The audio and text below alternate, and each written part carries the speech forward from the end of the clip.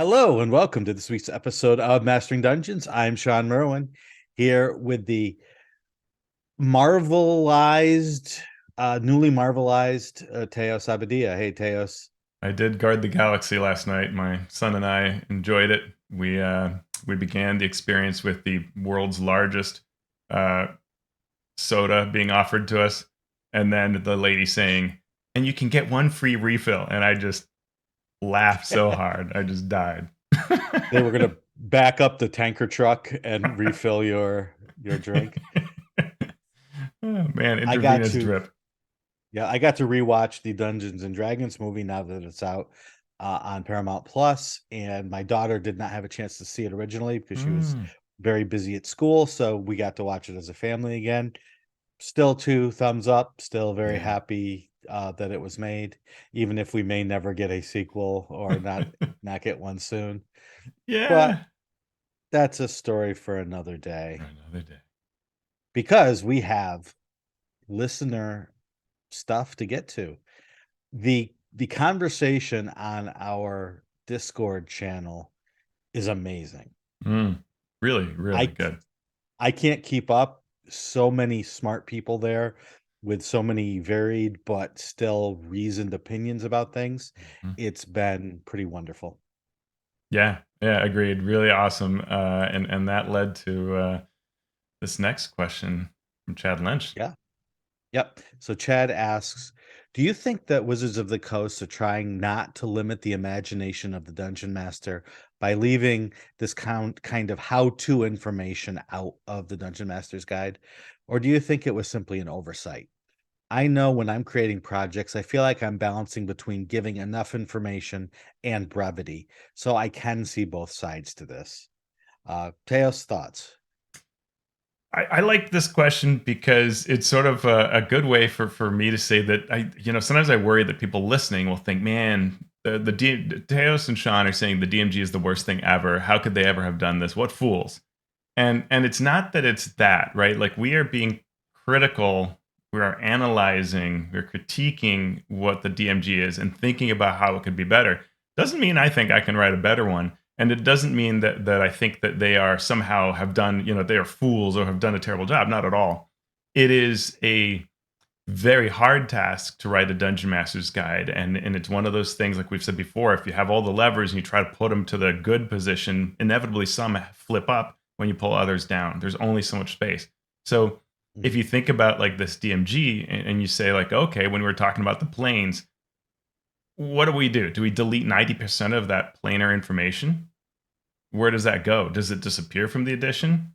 Do we have to publish another book that might not sell well? Do you delete some of it and add some tools and guides to help the DM work with it? It's so hard, right? Like, and I can pick where I think I might want to do it. That doesn't mean that DMG would be perfect either. What do you think, Mhm. Shawn? Yeah, I think this is, as you say, an incredibly difficult and complicated issue. And I definitely don't think I could write a better one. I could definitely try and I would put things in, but a year after I wrote it, I would be sitting here with you saying the exact same things about it, even though I wrote it, that we're Yeah. saying about the one that's there, because you need to be analytical and critical, not in the negative sense, but in the analytical sense of figuring these things out. Uh, so I will try to simplify this incredibly Mm, difficult issue.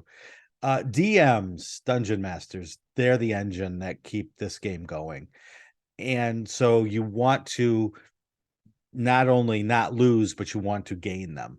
Because if you lose DMs, the game itself loses momentum. So you want to make it as simple as possible for DMs to be able to do the job of DMing. To do that, you have to recognize why people dungeon master. mm, Often they do it because they want to create something. What is it that they want to create? Some are all about creating worlds. They want to create the world that's in their head, but get that vision down on paper. Some want to create stories. They don't care what world it's in, they have these stories they want to create. Some want to create plots, intricate plans that would be the basis for a wonderful movie. Some want to just have a fun time with family and have it go smoothly. So you need to analyze why people DM, and then give them the tools with which to do that. But you also need to show them how to use those tools, or at least the basics of those tools. So you need to give the DMs the tools to run the game at the table, and then explain why it runs the way it runs. Yeah. The why needs to go with the how. How do you do it? This way. Why is it done this way? For these reasons. Because then you can recognize that the DMs are going to modify the how based on the why. If they understand the why things are done this way, then they can make their own hows. They can throw away those tools. They can do different things with those tools. But if they never understand the why, then they're never going to have the information to make those informed choices. And so that's why, at least on my end of this, I'm always going to explain why these planes are important and how to use them. Why do they Yeah. make important and fun stories? Yeah, why do they even And exist? exactly. So that's where my focus is. And a lot of my focus has recently has been on sort of beginning DMs and beginning players, and how to bring new people, both players and DMs, into the game. So that's why, as we've been looking at this, the Dungeon Master's Guide in this way, my analysis, my critique has been focused in that direction. Yeah, great thoughts. The other piece that this makes me think of, and hearing you saying that, is that when I look at the larger, not the a particular thing we're saying about a chapter, but the larger view, it feels to me like, and especially when I look at older books, right, the 3.5, any number of these, right? Here's my battle worn 2e. Second edition. Yeah. They are sometimes remarkably similar across the editions, what's been done. Mm-hmm. And not only 3 and 3.5, but 2e, 1e. And it's like we've grown up on the same approach. In fact, 5e is a lot like 3e. The DMG approach. Even that part we read, the intro that sort of tries to pump you up, is a lot like a piece that's in third edition, which is a thing they can do, right? They can use their own material and use it. There's nothing wrong with that. But it's like we are all locked into a narrow tunnel way of looking at the game, which has, through history, been people who were highly invested in the game and turning to this as a sort of Bible and studying all of its words endlessly with the time that they had in a world that had no other devices or entertainment except for 3 channels of television.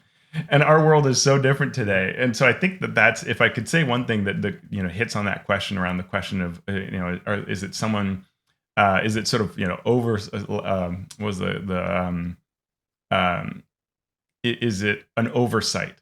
I think the oversight is more a lack of perspective we often have, I include myself in it, of what that hobby looks like to so many of those new players, the majority of which have started with 5th edition and are therefore fairly new.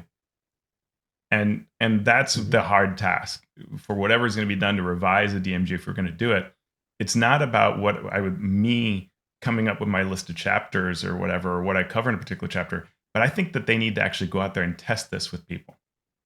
They really need to, almost like you do with a television show or a movie, right? To like really say, hey, you brand new person from this gaming store, come look at this, right? I will pay you for your time. Tell me what you think about this.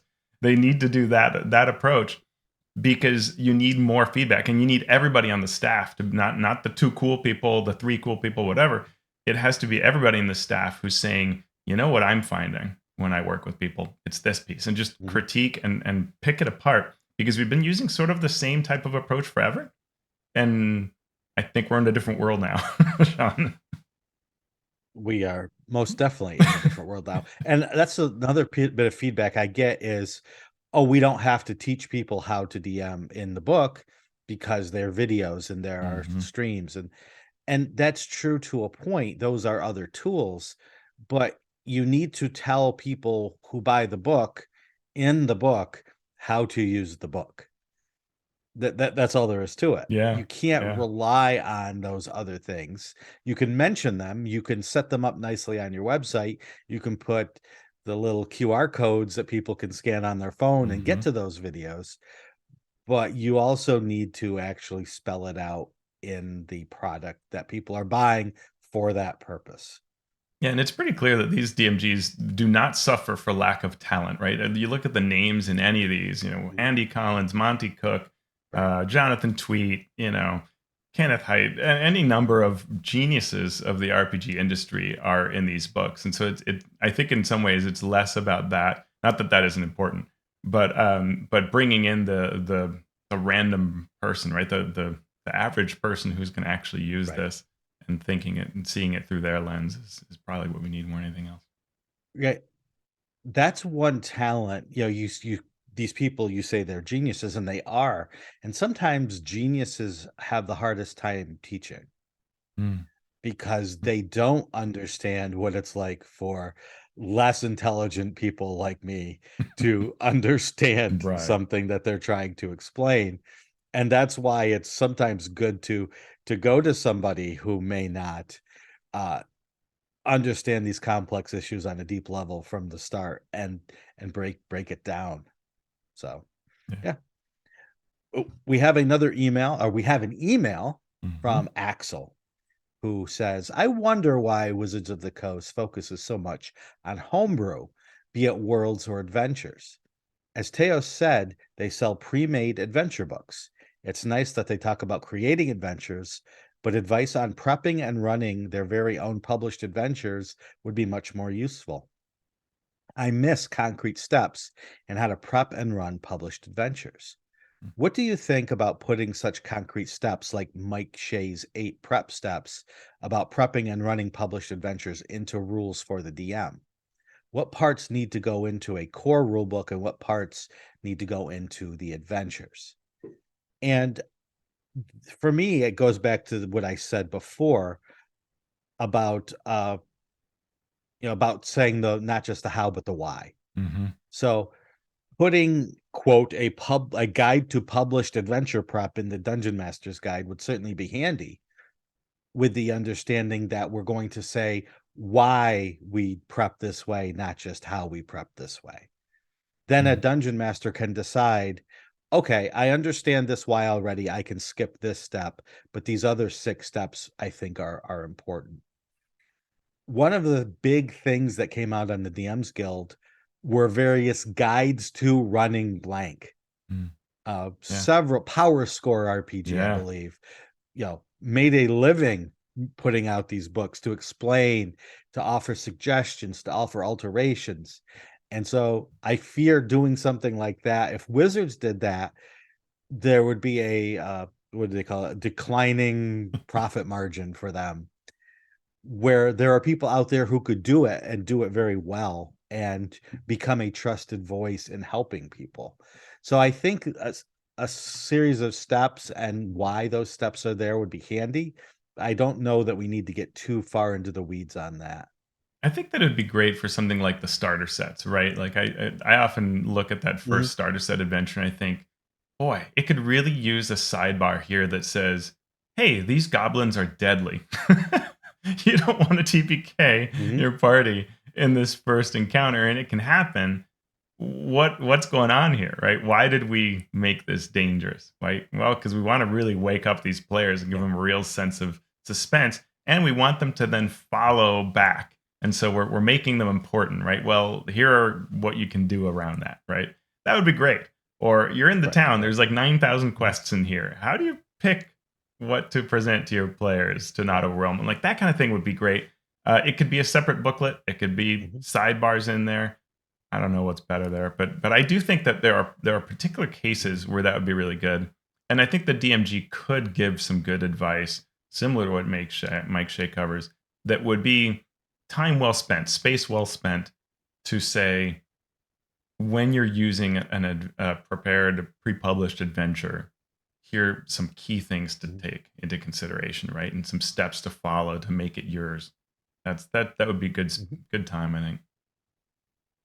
Yep. And Axel continues with the following. And what do you think of concrete rules for creating homebrew Mm. adventures? like a framework for creating your own adventures, may be separated into one-shots, multi-session adventures, or a long-running campaign. These rules could have things like a sort of form to fill out, starting encounter, middle encounters to drive the story toward its climax, and then a final boss encounter. Kelsey Dion uses very practical elements in her adventures, like a dramatic question for each encounter and a transition to the next encounter. These could all be elements of such a framework. What are your thoughts about that? Well, as Teos so kindly mentioned a previous show, I did a whole D&D Beyond series called Let's Design an Adventure. And I do exactly this. On that series, I talk about processes that I use to design adventures in the framework of the 4-hour adventure that I've written so many times for organized play. And I'm not going to recite the entire 10 article series, That's a shame. but you can create, yeah, you could create, well, we don't have a lot of time. We could create a checklist to do these things. And if you're thinking about those things, chances are you're going to create encounters that are fun and fit into your overall adventure. My way's not the only way, though. There are countless methods to get to the same conclusions. So Kelsey calls something dramatic questions and transitions, and I'm going to call it something else, but the objectives are the same. The objectives are think about the story, think about what the characters are going to be doing and why. Think about what you need to add to the encounter to make sure that the characters are seeing the important things that the story wants them to see.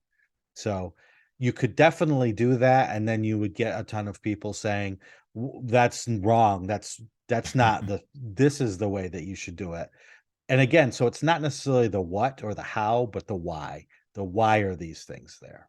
I think that's an excellent question to kind of warm everyone up for our discussion that we're going to have when we look at the DMG Chapter 3 Part 2, because in our main segment we're going to talk about how the DMG tries to give you a sort of process and it doesn't fit a lot of times in a lot of scenarios. And I think that's really interesting to look at. So I think we'll revisit this. For sure. So Axel, thank you for those questions via email. Let's go now to our news and commentary section. And we have a bit to talk about because the D&D release schedule was presented, and they're increasing prices plus putting out books. So let's talk about all of that. The 2023 schedule has been clarified.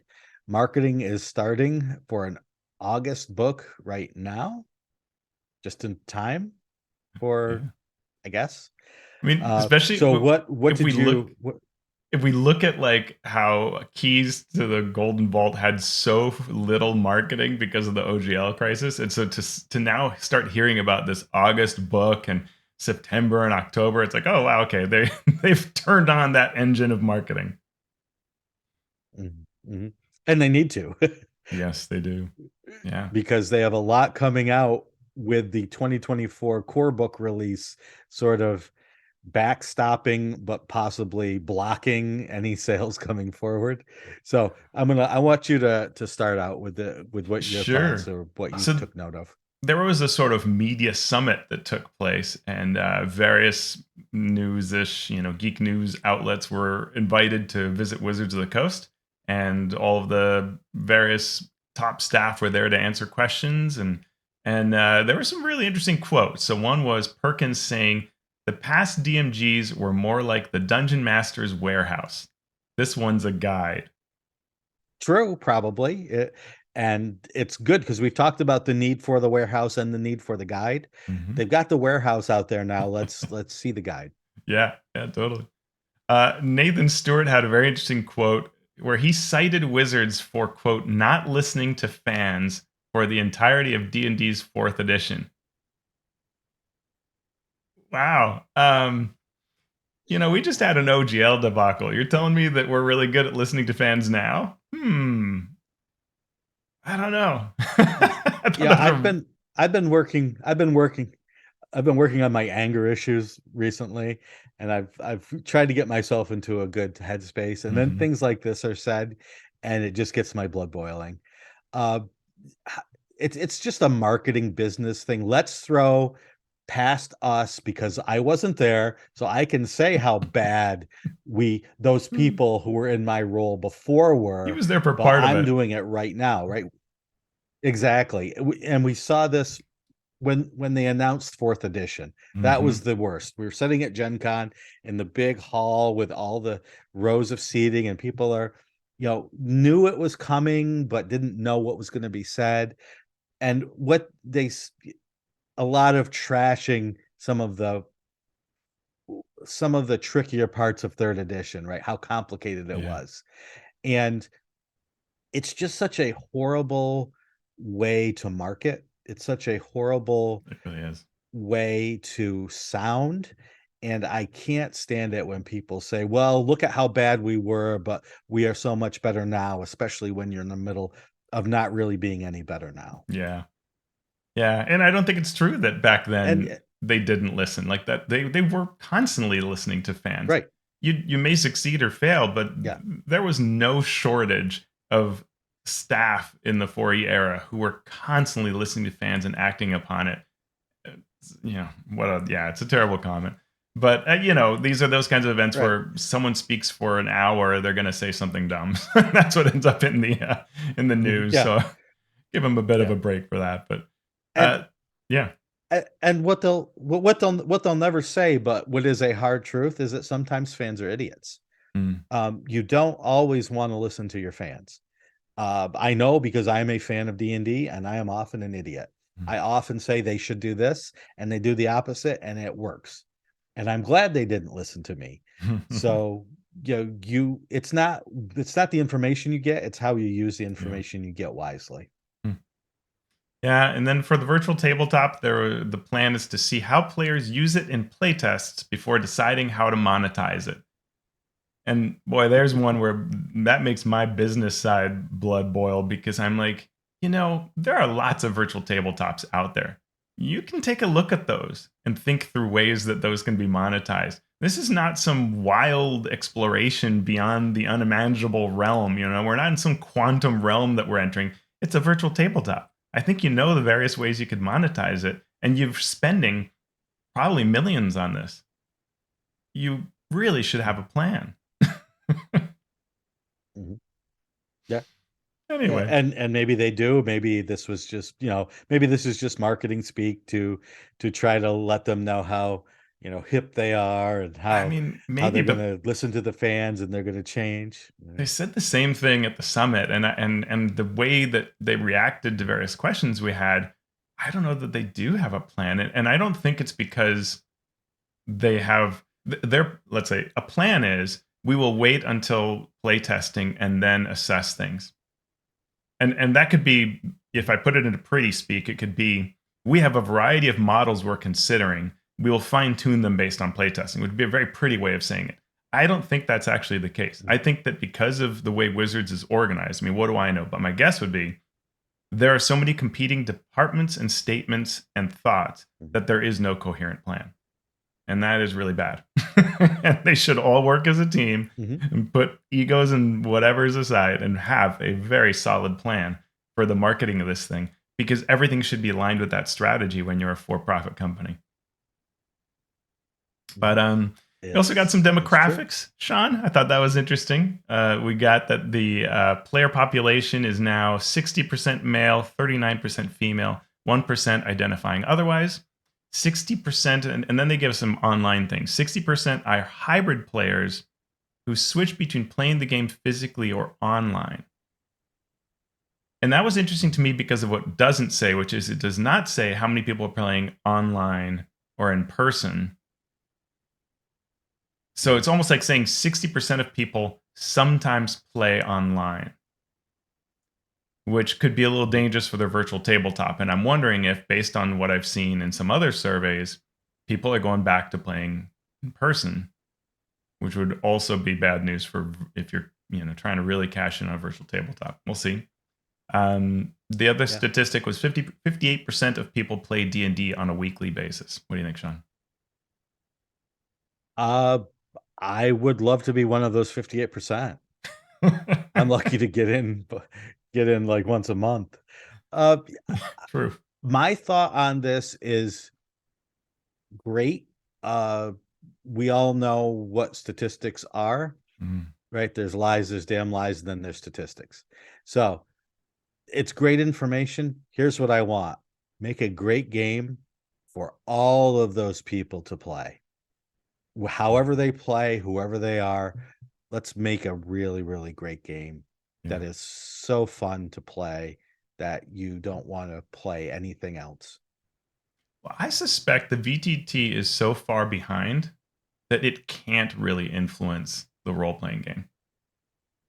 And that's a thought I Mm, had when I was at the summit, that yeah. because this virtual tabletop can't say to the team, "Hey, we need to code this stuff.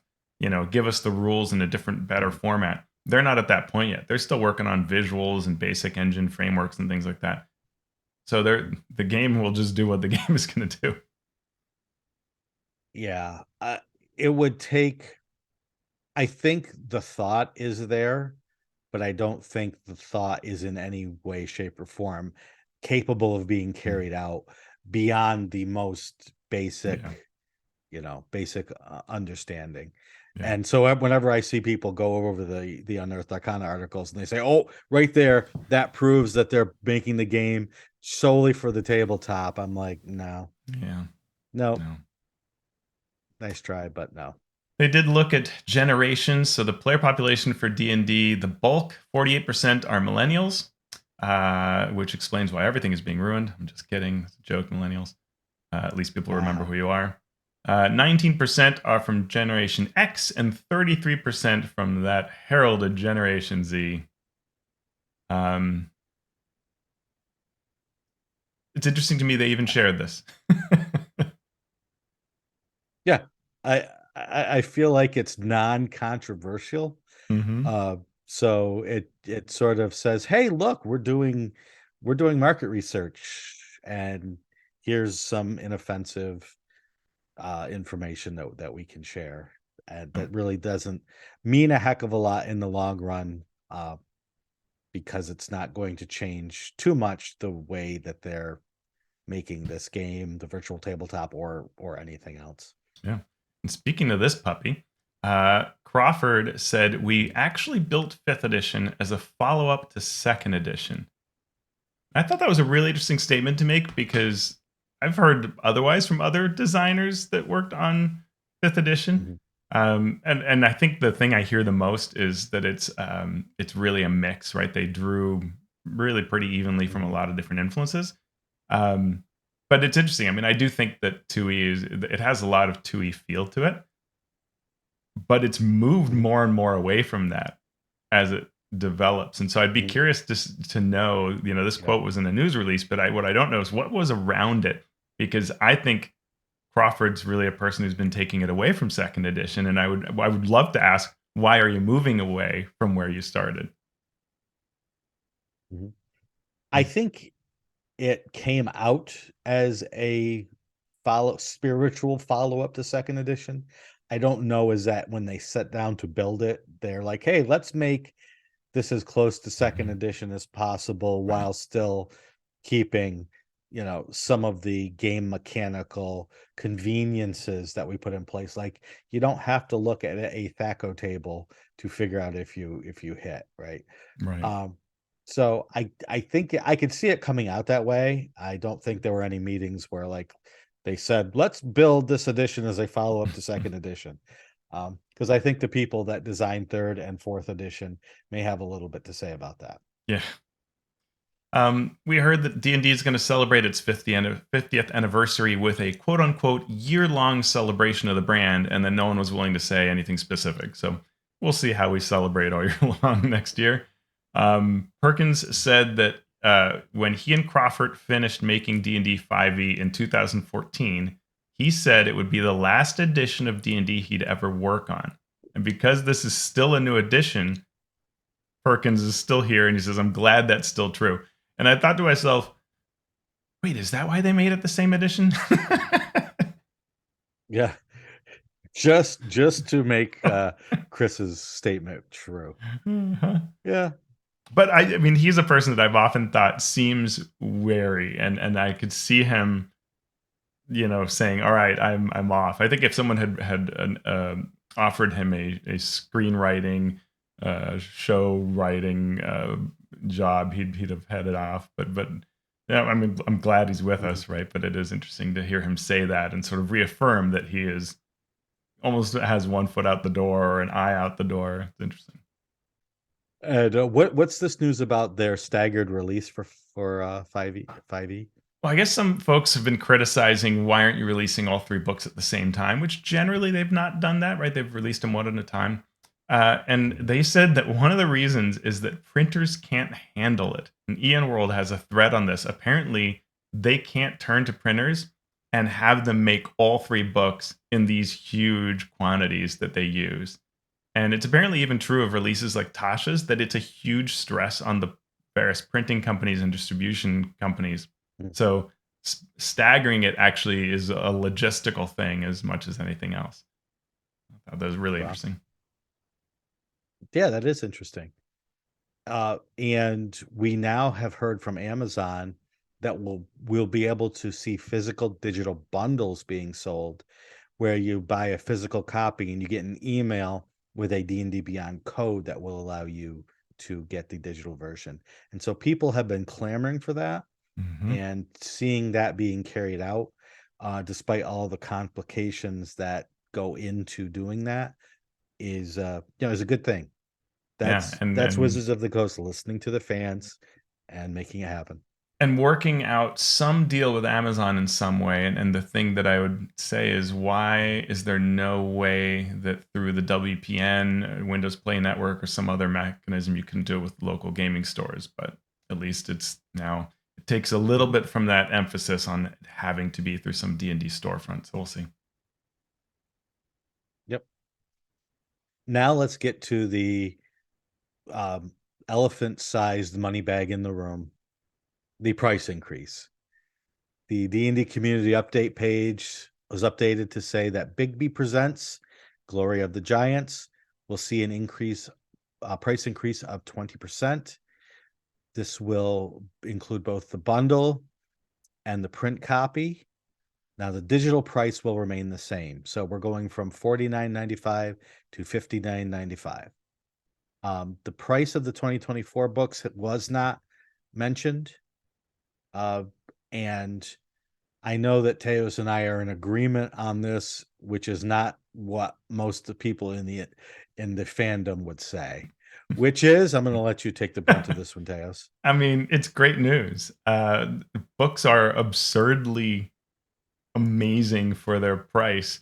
And there are so many ways to get free content that I'm not at all worried about accessibility. Yes, not everybody can afford everything. That was true yesterday. It'll be true tomorrow. It was true 10 years ago. But I mean, when you look at the quality of this book and compare it to today's books are unbelievable. The art, the layout, just the quality of the paper, all of it.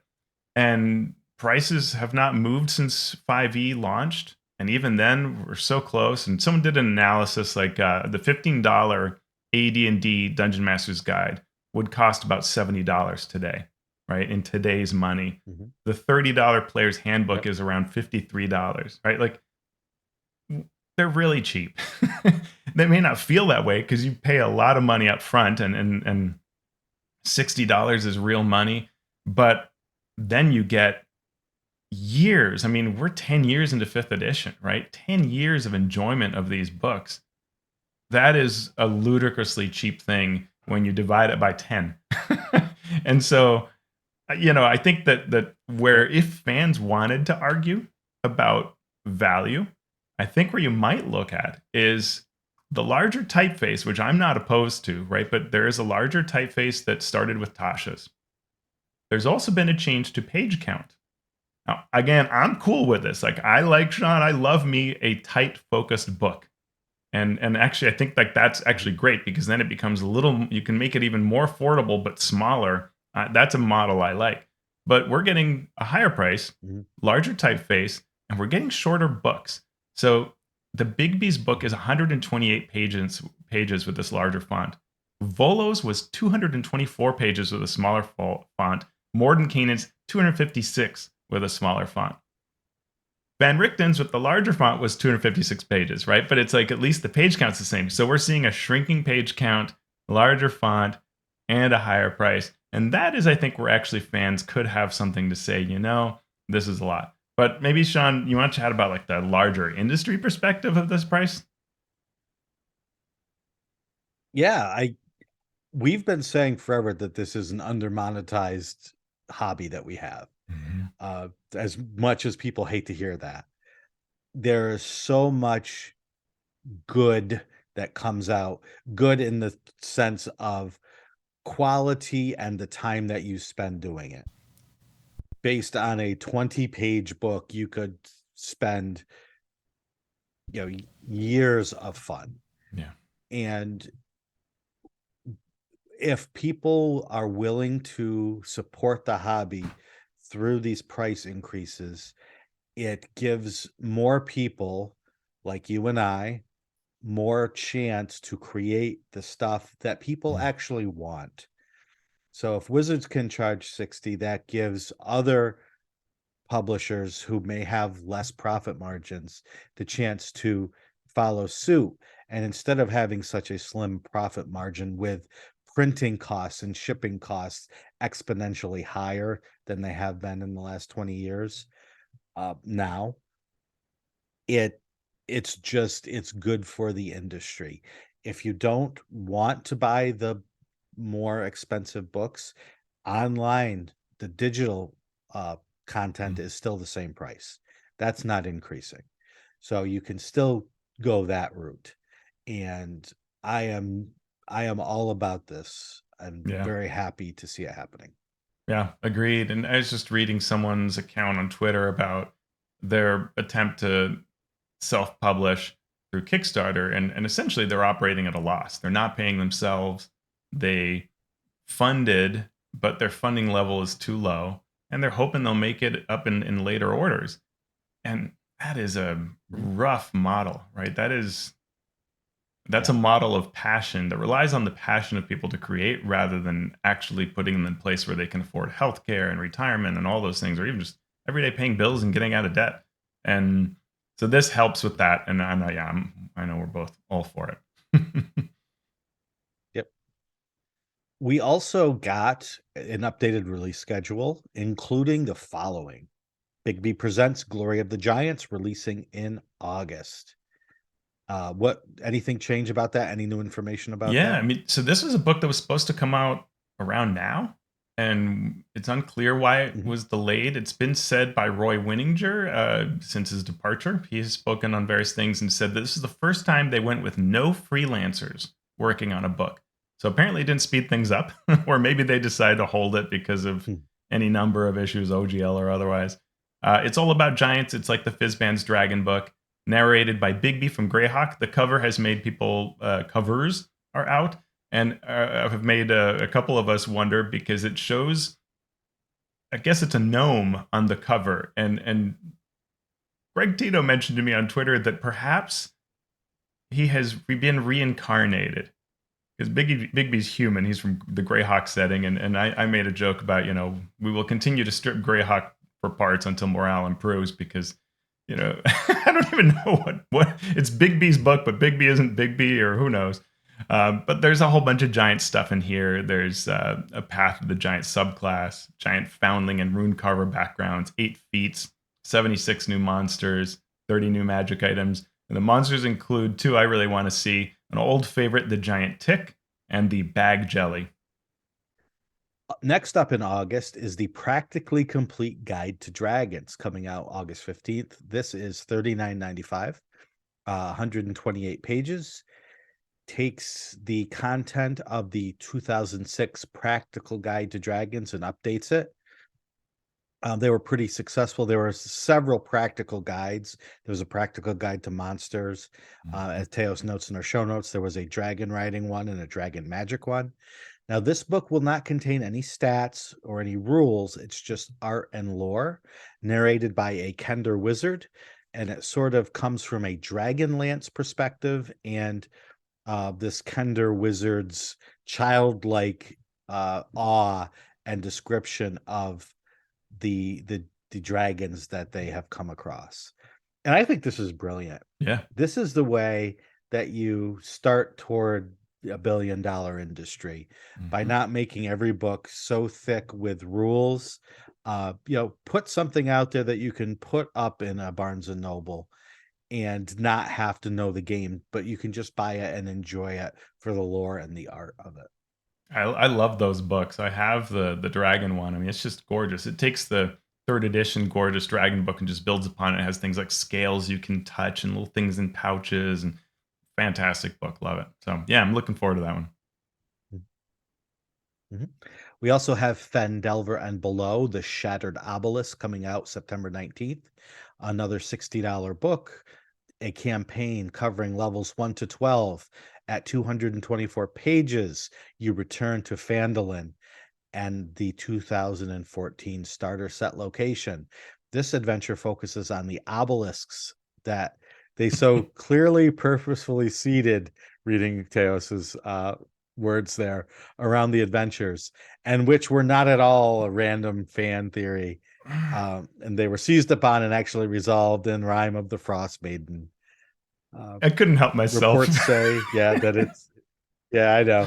Reports say that it is a cosmic horror campaign for fans of traditional dungeon crawls, including a double-sided poster map, a bestiary with 16 new monsters, some new magic items, new player options, and a special cover art version that will be in gaming stores. I haven't bought a lot of recent stuff that's come out. This one I'm going to, for Mm, sure. I want to see yeah, what they do with this. yeah. Tell us, hey, Planescape confirmed, Teos. Planescape confirmed Or is it Adventures in the reconfirmed? Multiverse. And by multiverse, they don't mean the entire multiverse. But they'll still charge you $60. It comes out October 17th, a 3-book set, as we've heard before, to bring back this beloved 1994 setting, which Mike Shea recently shared with us an image that showed all of the old 2E Planescape books. I forget how many it is, but it's, let's say 30. It's some unbelievable amount of source books. Mhm. But we get 3 books, 256 pages total. Sigil and the Outlands. There's your multiverse. So we talked about this in the previous planar, how that arranges, right? We're not talking about the inner planes or the outer planes. This is Sigil and the Outlands. 96-page rules and setting guide. Morty's Planar Parade, a 64-page bestiary.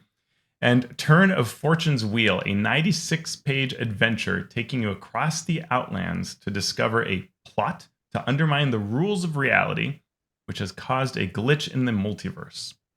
Contend with mighty immortals and chronicle the farthest reaches of the Outlands to uncover the truth of this conspiracy. And a DM screen and a 2-sided poster map similar to that Spelljammer set we got. And a limited edition version in gaming stores with art by Tony DiTerlizzi, the famous Planescape artist that really brought that setting to life. What do you think, Shawn? Mhm. I probably will not buy it, but I'm very happy for people who have been waiting for Planescape for years and years and years. Maybe some kind person will buy it and run a game so I can be a player. Yeah. Uh, Brandon Fisher on Twitter spoke to us, exchanged messages with us, pointing out that there is one of the articles talked about at one point you'll be able to sort of play high level. And that's sort of interesting. Like there's something in it that I guess causes you to go straight to higher levels of play, something like that. Um, and I think that's a really fascinating concept because, we are talking about a relatively short Mhm. adventure. So somehow that is taking place, very fitting of the planes. Um, I think this is just one of these products that you have to look at. If you're a fan, you just have to emotionally prepare yourself for what is possible in this product. If you saw Mhm. Spelljammer, you're a little more prepared because there's a lot you could want the Spelljammer books to do that they did not.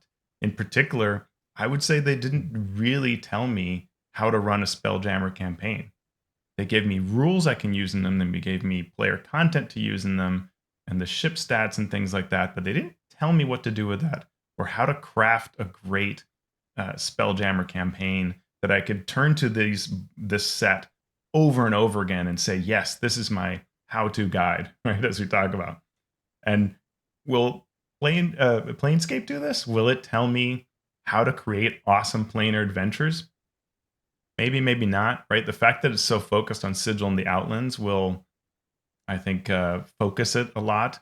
Maybe that's good, maybe that's bad. It'll be interesting to see. But I can tell you the way I'm feeling right now is I kind of hope that that Wizards does not create a 5e version of Dark Sun, because I don't really want to see it in this format, Shawn.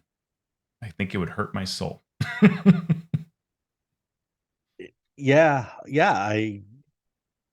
nostalgia is a wonderful and terrible thing, and you can only do so much. You can't republish 26 supplements that have been put out before, update them to 5th edition, and sell them in a way that isn't going to lose you millions of dollars. Yeah. So you have to do what you have to do. Yeah, but also the approach. Like, I would argue that Tomb of Annihilation is a better Chult setting than Spelljammer is a Spelljammer setting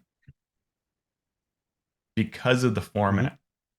And so I would rather our Dark Sun 5e came out and looked like Tomb of Annihilation than it looked like the Spelljammer set. I think the fact this 3-box set is almost like confusing everything to where you feel like you're getting a setting, but you're not really getting a setting. Yeah, well, it's a matter of scope, right? With the Chult is different than Planescape. Planescape is its own thing, whereas Chult is just a realm within the Forgotten Realms. So you can do that in a single book. If you just put out an adventure, a Planescape quote unquote adventure, the people who've been waiting for years and years and years for the new Planescape setting would revolt. They would say, is this all we're getting? Yeah. Yeah, I mean, you're right. Am I wrong?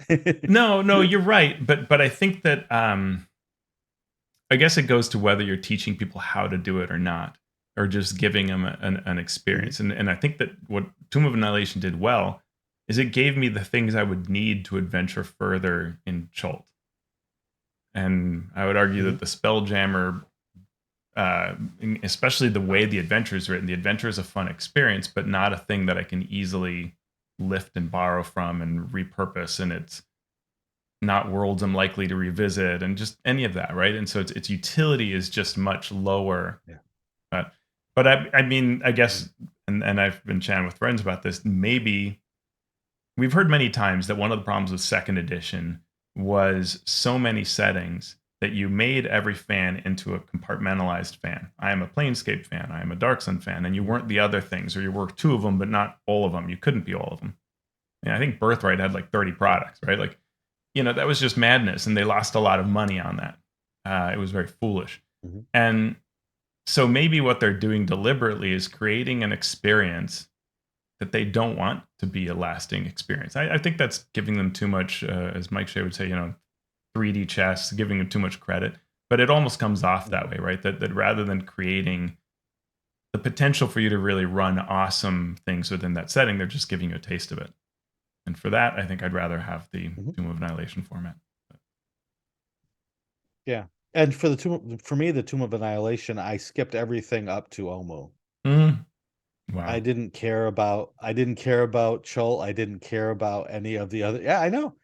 But it just shows, right? Different people, even invested fans, want different things. I just wanted to get to the tomb, and I wanted to run it as an adventure. I didn't want all of that. And part of it was the story problem that we've talked about many times of the world is on fire. You need to solve it. Oh, look, dinosaur races. Right. Yay. So, and again, nothing wrong with dinosaur races, but while the world's on fire, to spend time at the dinosaur races seems a little bit counterintuitive. So, different fans are going to want different things. And I like that they're experimenting with different formats, with different ways to do it. And then they will listen to the fans. And hopefully, because we know they're listening to the fans much more now than they did during fourth edition. So hopefully it will all work itself out Well played. as we fans make our wills known. On the internets. Oh, I forgot about the deck of many things. How could I forget about the deck of many things? It is out on November 14th for $60. It is a box set with 66 illustrated cards and 2 books. The Book of Many Things, which is 192 pages digging into the lore, showcasing character options, magic items, adventure locations, and monsters. And a card reference guide of 80 pages showing you how to use the cards and create adventures around them. As we mentioned before, this adds new cards to the original 22 card deck of many things. The idea is that a DM can choose which cards to include in the deck and then fine tune that deck to have more of what the DM and their players may want. Sound good? Yeah, it does. Now we are done with the news